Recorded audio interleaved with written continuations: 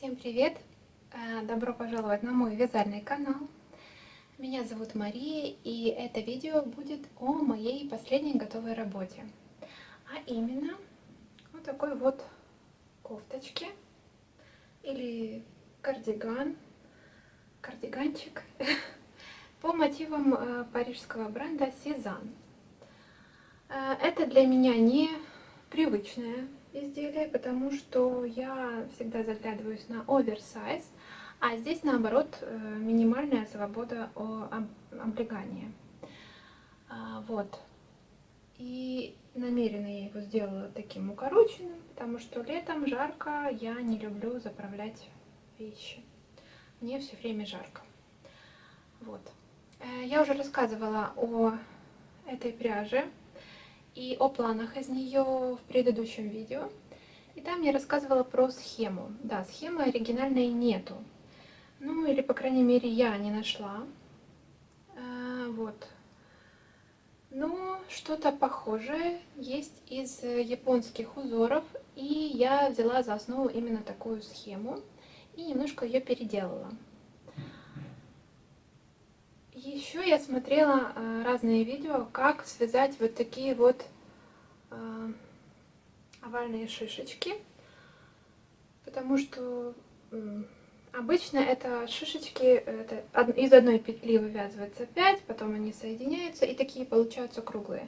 А я именно хотела такие, как в оригинале, и смотрела разные видео, что-то похожее нашла, так что будет небольшой мастер-класс на такую шишечку, как я именно в этом изделии ее вязала. И также поделюсь схемой, которая у меня получилась. Вот. А далее предлагаю посмотреть изделие на мне и расскажу подробнее, как же я вязала.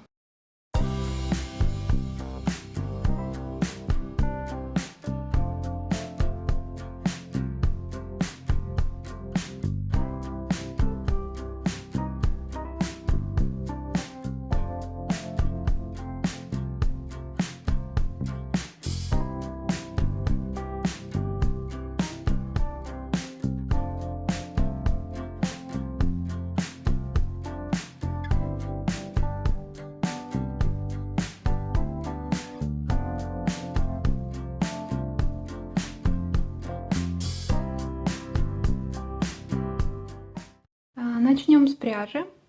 В оригинале бренд использует 80% органического хлопка и 20% полиамида. Я взяла такой буретный шелк от Зения Баруфа, метраж 600 метров в 100 граммах. Да, пряжа тонкая. Спица номер 2, такое ювелирное вязание.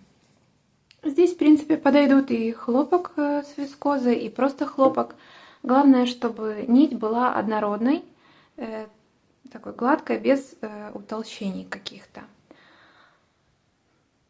Вот схема, по которой я вязала.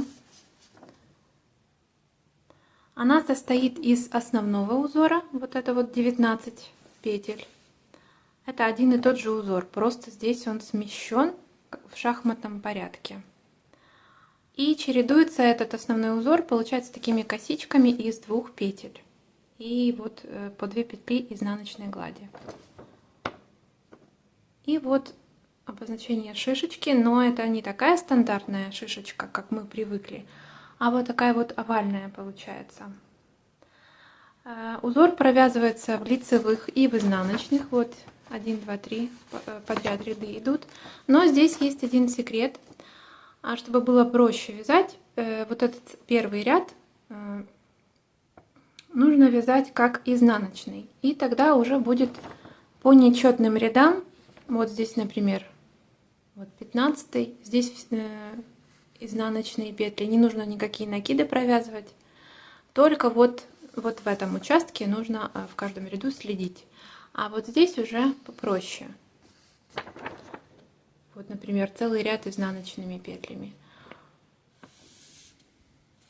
Схему, я думаю, где-нибудь прикреплю, чтобы еще в электронном варианте было. В принципе, здесь ничего сложного. Просто 2 петли вместе. Есть место, где 3 петли вместе. скрещенные, лицевые, все накиды. И вот шишечка. Покажу, как вязать ее. Вот, я взяла спицы побольше, чтобы было лучше видно. У меня 4,5 и пряжа толще, естественно. Вот, значит, мы отвязали вот этот участок до момента, где нужно провязать шишечку. Вот эти вот наши листики. И получается, что эту шишечку мы провязываем в изнаночном ряду. Ну, начинаем провязывать. Получается, все вяжем изнаночные, а вот эти вот центральные 5 петель мы задействуем для вывязывания вот этой вот полушишечки. Значит, вяжем все изнаночные.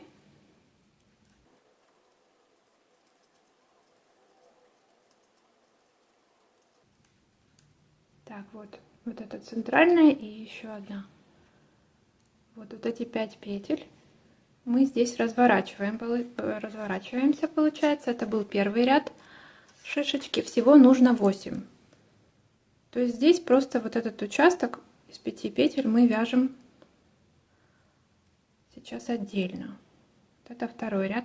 Первую мы снимаем как кромочную, мы ее не провязываем, чтобы здесь было поменьше петель по краям.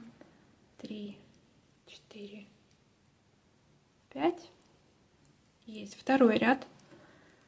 Теперь третий будет. Тоже снимаем первую как кромочную.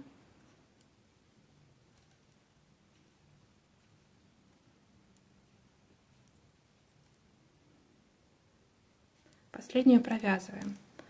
Так, это получается третий. Всего нужно 8. Вяжем 8 рядов. Вот эти вот 5 петель. Так, отвязали 8 рядов. Вот что получается. Вот такой вот наплыв. И теперь нужно вот здесь найти петли в самом начале нашего ряда, где мы только начинали вывязывать, и вместе по 2 петли провязать. Вот начинаем с кромочной. Вот она идет следующая после этой. Мы ее поднимаем и одеваем на спицу и провязываем вместе изнаночными. Здесь первая петля не очень удобно. Вот 2 вместе. И теперь ищем следующие. Здесь уже можно ориентироваться на вот эту. Еще проще можно, конечно, вставить здесь дополнительную спицу и с этой спицы переснимать. Но можно еще ориентироваться на вот эту петлю, потом найти в этом же ряду петли. 1, 2 и вот 3. Это следующая получается наша. Вот эту нужно поменять сторону этой петли. И получается опять на спицу одеваем и провязываем вместе изнаночной. Так, и дальше опять ищем следующие петли в этом же ряду. Переставляем петлю, чтобы она не была скрещенная. Провязываем вместе 2 изнаночные и еще 2. Так, не перепутать. Вот идет кромочная и вот следующая. Так, эту петлю переставляем. Это если вы вяжете бабушкиными петлями. Если нет, то у вас она должна стоять правильно. Так. И последнюю вот эту вот кромочную. Вяжем 2 вместе. И довязываем ряд до конца.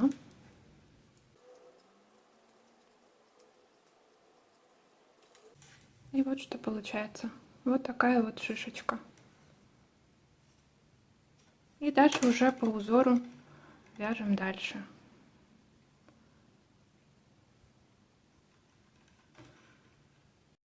Теперь плюс-минус знаем, как вязать этот узор. И набираем нужное количество петель. Я вязала снизу вверх.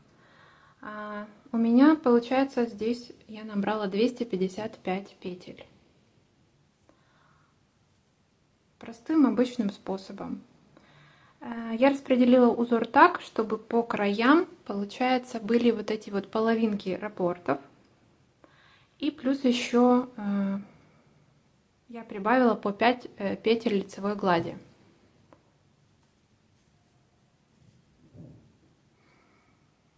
И вяжем по схеме до подмышки.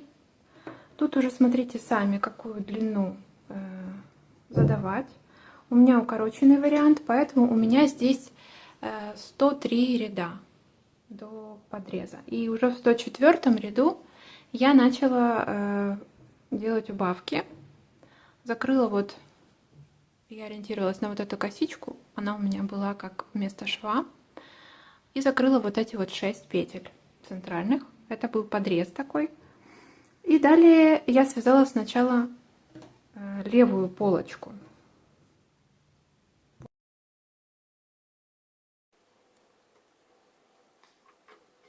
То вот я вязала. И здесь закрыла сначала 6 петель, отвязала спинку и еще 6 петель. И вот получается левая полочка. Я так на ней и остановилась. И начала делать здесь закругление по пройме. А после подреза я в каждом втором ряду закрыла сначала 5 раз по 2 петли. И еще 2 раза по 1 петле. Параллельно с этим, одновременно, то есть я начала делать вырез V-образный и сделала здесь убавки. Вот, немножко отступала от края, ну потом уже здесь, когда у меня совсем не было, я уже не отступала, просто убавляла. Значит, одновременно с закруглением по пройме я делала здесь убавки. 4 раза в каждом 4 ряду, еще 4 в каждом 3, то есть я чередовала одну в 4, одну во 2. И таким образом, если усреднить, то это получается в 3. 4 в 4, 4 в 3 и еще 21 раз в каждом 2 ряду. Но как я тут делала? Я смещала убавки.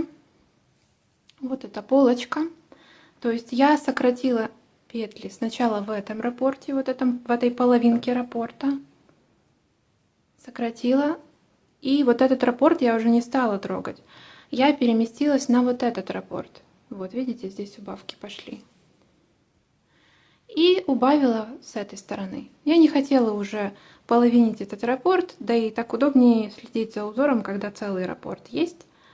И таким образом у меня тут остался он целый в плече.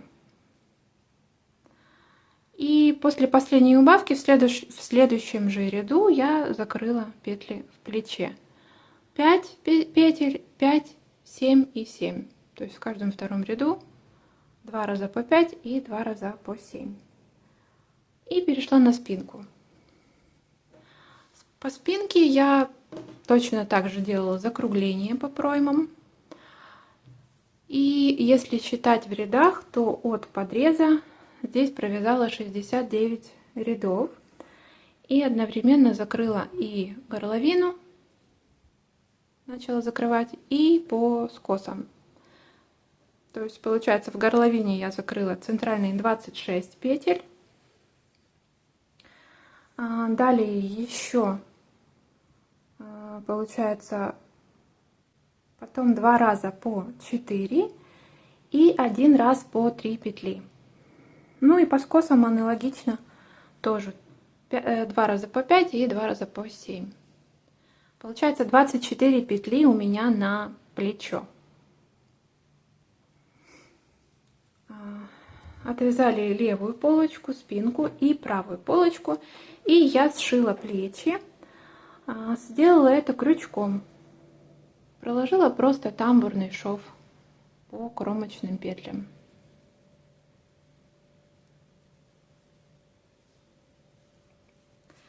Рукава. Для рукава я набрала 95 петель. И тут у меня получается 3 раппорта. Вот. 1, 2, 3. И плюс еще по 7 петель лицевой глади. Вязала я здесь без прибавок по прямой. То есть рукав прямой от подреза. 30 рядов. И стала закрывать петли. С таким шагом. В каждом втором ряду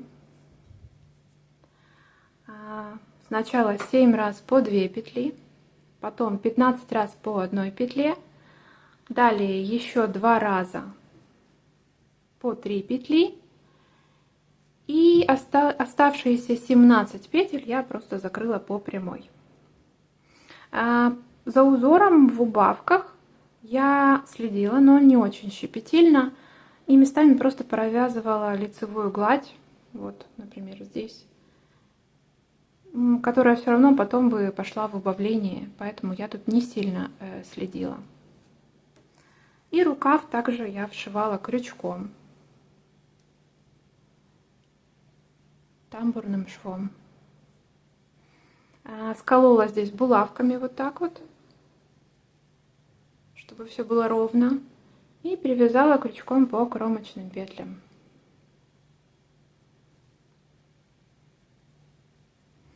По поводу обработки.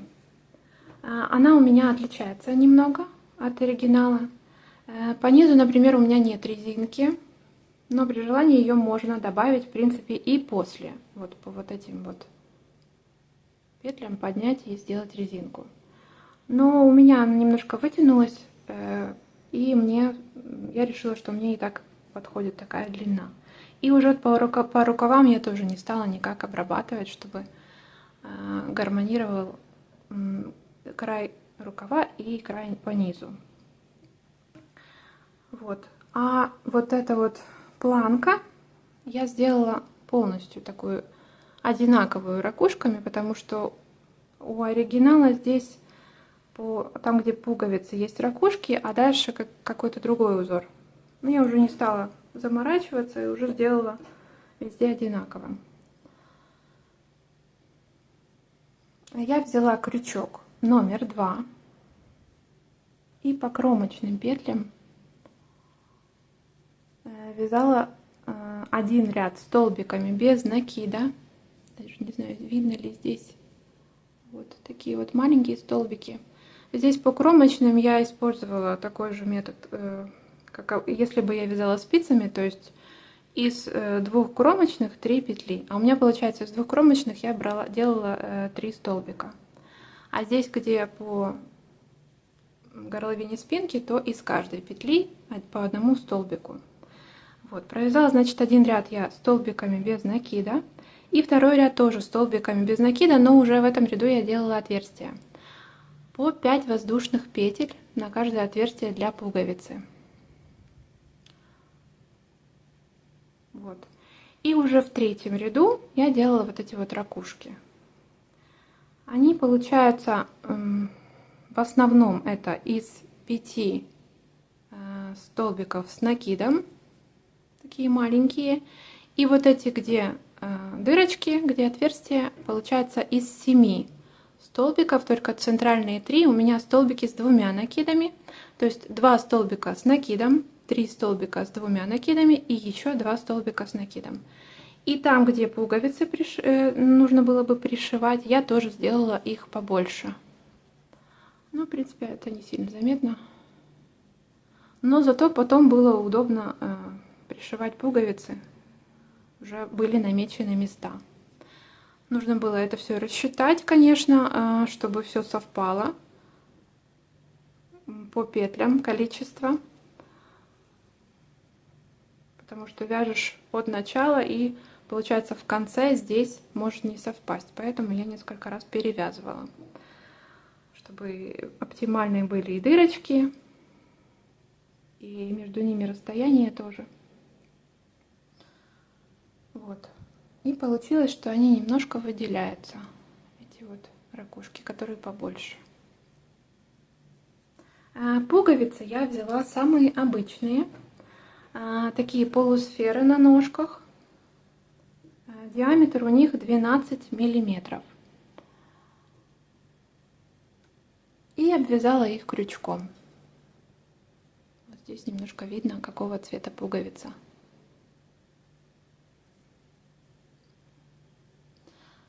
Получилось такое немного микровязание, потому что тут буквально несколько, 5 рядов, что ли. Ну, я думаю, пуговицы все знают, как обвязывать, и, в принципе, на YouTube есть много таких мастер-классов. Можно, конечно, подобрать и пуговицы по цвету. Не обязательно обвязывать. Это я уже заморочилась. Потом еще их пришивать тоже терпение нужно. Пришивала я, кстати, той же нитью. Но я ее расслоила, взяла одну ниточку из многих. Она, кстати, оказалась на удивление прочной. Вот. Размеры.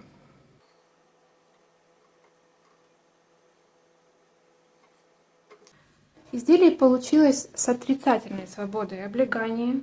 Мой обхват груди 88 сантиметров, а здесь полуобхват 42 сантиметра.